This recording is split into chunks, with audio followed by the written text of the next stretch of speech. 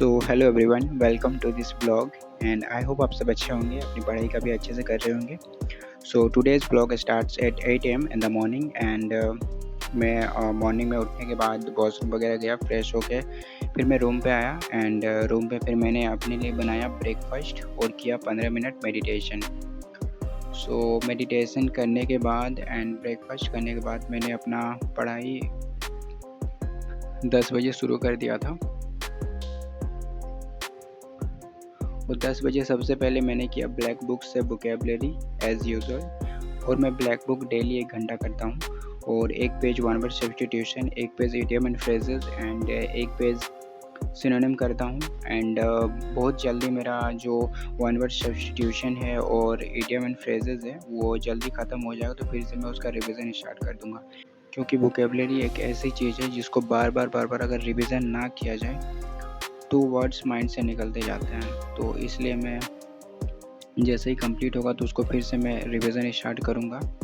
और अभी जैसे मैं मॉक्स देता हूँ तो बहुत सारे वर्ड्स ऐसे, मतलब जब मैं देखता हूँ मॉक टेस्ट में तो वर्ड्स को देख के मुझे लगता है कि ये सारे वर्ड्स मैं पढ़ चुका हूँ, बट उसका एग्जैक्ट मीनिंग मुझे याद नहीं आता, लेकिन इतना याद आता है कि हाँ मैंने इसको पढ़ा हूँ, इस वर्ड को मैं देखा हूँ। तो ये चीज़ इसलिए हो रहा है क्योंकि रिविज़न नहीं हुआ है। जब बार उसका रिविज़न अच्छे से हो जाएगा तो वर्ड्स को देखते ही समझ में आ जाएगा कि हाँ इसका मीनिंग्स क्या है और इसका आंसर्स क्या हो सकता है। अभी मेरा एक बार ही कंप्लीट होने वाला है वोकैबुलरी, तो इसको जब मैं बार रिवीजन करूँगा तभी जाके काफ़ी सारे वर्ड्स मेरे माइंड में तैयार होंगे। सो 1 घंटा वोकैबुलरी करने के बाद फिर मैंने शुरू किया अपना मैथ का लेक्चर्स। एंड मैथ में मैं अभी कर रहा हूँ रेशियो एंड प्रोपोर्शन, तो इसका भी और 2 लेक्चर्स बचा हुआ है, उसके बाद ये चैप्टर भी मेरा ख़त्म हो जाएगा।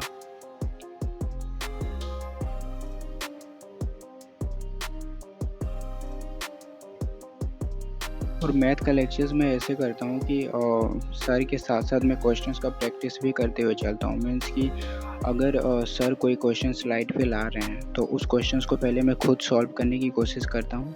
अगर वो क्वेश्चंस मेरे से सॉल्व हो जाता है तो बहुत अच्छी बात है, अगर नहीं होता है तो फिर मैं सर का सॉल्यूशन देख लेता हूँ।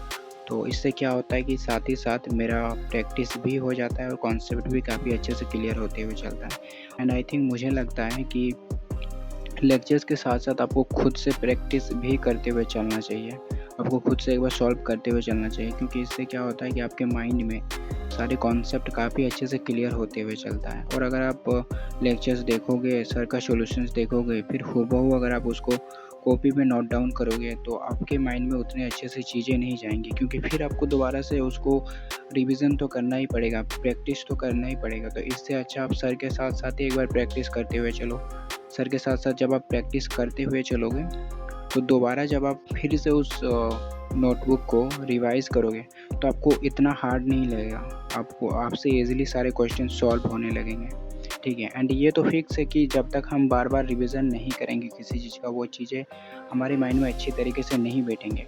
लेकिन एटलीस्ट अगर एक बार आप सर के साथ अच्छे से कर लेते हो तो नेक्स्ट टाइम जब आप उसको रिवाइज़ करोगे तो आपको इतना टाइम नहीं लगेगा।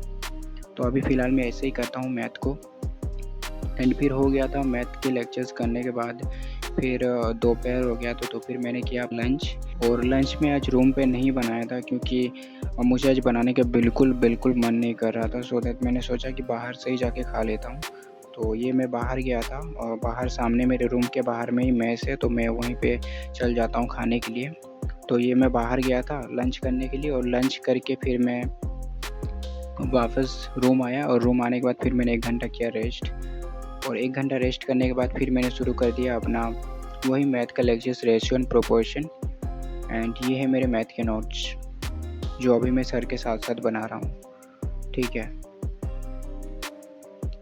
एंड ये करते करते फिर शाम हो गया था, तो फिर मैं सोचा था कि बाहर जाऊंगा, बट बाहर इतनी बारिश हो रही थी कि मैं सोचा कि आज फिर से नहीं जा पाऊंगा। ऐसे तो मैं इस टाइम पे बाहर थोड़ा सा वॉकिंग करने के लिए चल जाता हूँ, क्योंकि पूरा दिन आप रूम पे घुस के भी नहीं रह सकते, आपको थोड़ा सा बाहर भी निकलना बहुत ज़रूरी है, क्योंकि जिससे आपका माइंड भी रिफ्रेश हो जाता है। बट बाहर इतनी बारिश हो रही है कि क्या ही जाऊँ।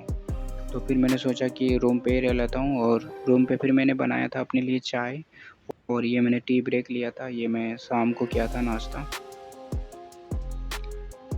एंड उसके बाद फिर से मैंने अपने मैथ के लेक्चर्स को ही शुरू किया। एंड आज मैं पूरा दिन मैथ इसलिए कर रहा हूँ क्योंकि देखो इंग्लिश और रीजनिंग जो है वो मेरा ज़्यादा बचा हुआ नहीं है, थोड़े ही बचे हुए हैं तो वो मैं कंप्लीट कर लूँगा, बट मैथ का भी मेरा पूरा एडवांस बाकी है, ठीक है? और एग्ज़ाम भी काफ़ी नज़दीक है, तो इसलिए मैं सोच रहा हूँ कि मैं जल्दी से जल्दी मैथ को कवर अप कर लूँ जितना कर सकूँ। तो इसीलिए मैं आज पूरा दिन मैथ को ही किया, मैथ के अलावा मैंने किसी सब्जेक्ट को नहीं किया।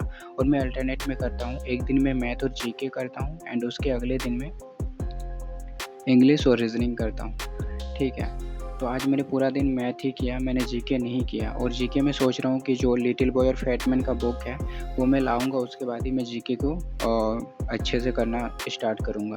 तो फिर मैंने सोचा कि रेशियो और प्रोपोर्शन का मेरा और एक लेक्चर बचा हुआ है, तो मैं सोचा कि इसको मैं अभी होल्ड करता हूँ और कल या परसों कर लूँगा। और मैंने आज से शुरू कर दिया अपना एडवांस का टॉपिक।